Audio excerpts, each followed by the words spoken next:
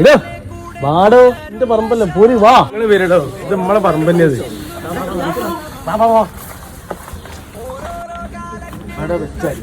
ഇങ്ങോട്ട് പോയിടോ ഈ സംഭവം എവിടെയാണ് ഇവിടൊക്കെ വീട്ടുകാരാട്ടോ അപ്പുറത്തൊക്കെ നല്ല മരം വെള്ളം ഇവിടെ മരം ഞാൻ വെക്കാം പൊട്ടിക്കലടോ അവിടെ പച്ചില്ല ആ ഇലടുത്ത് മത്തങ്ങ